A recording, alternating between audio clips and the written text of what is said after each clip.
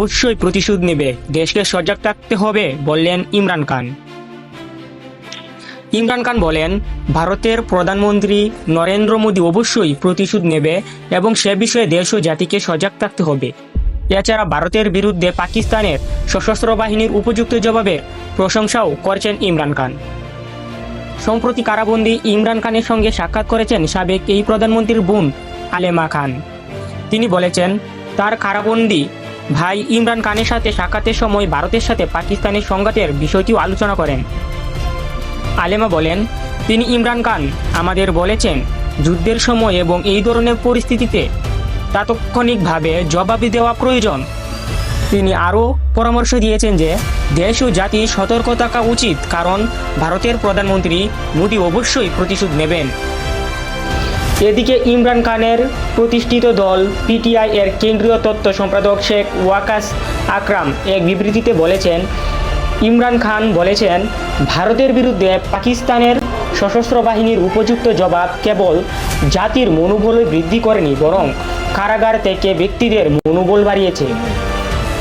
তবে আকরাম জোর দিয়ে বলেন, সাবেক প্রধানমন্ত্রী ইমরান খান সতর্ক করে দিয়েছেন যে মোদীর প্রতারণামূলক এবং অভিশপ্ত স্বভাবের কারণে ভারতের আগ্রাসন এবং সংঘাতের সম্ভাব্য পুনরাবৃত্তির জন্য পাকিস্তানকে প্রস্তুত থাকতে হবে।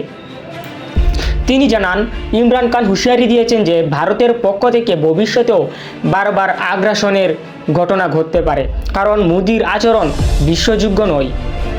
এখন আপনারা শুনবেন ভারত থেকে চীনের প্রতিবেদন। অরুণাচলের আরও 27 জায়গায় নতুন নাম দিল চীন, তীব্র প্রতিক্রিয়া ভারতের। অরুণাচল প্রদেশের কিছু জায়গায় নতুন নামকরণের ঘোষণা দেওয়ায় চীনকে কড়া ভাষায় আক্রমণ করেছে ভারত। বুধবার 14 মে ভারতীয় পররাষ্ট্র মন্ত্রণালয়ের এক বিবৃতিতে বেইজিংয়ের এই প্রচেষ্টাকে আকর্ষণজনক ও হাস্যকর বলে উল্লেখ করা হয়েছে।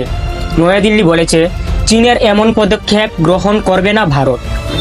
পররাষ্ট্র মন্ত্রণালয়ের মুখপাত্র রণধীর জয়সওয়াল বলেন, আমরা লক্ষ্য করেছি চীন বারবার ভারতের রাজ্য অরুণাচল প্রদেশের বিভিন্ন স্থানে নতুন নাম দিয়ে নিজেদের দাবি প্রতিষ্ঠিত করতে চাইছে।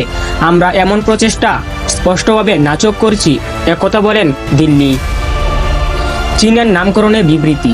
চীন বরাবর ওই অরুণাচল প্রদেশকে জাংনান বা দক্ষিণ তিব্বত হিসেবে দাবি করে আসছে এবং বারবার বিভিন্ন জায়গায় নাম পরিবর্তনের মাধ্যমে ওই দাবি জোরালো করার চেষ্টা করছে।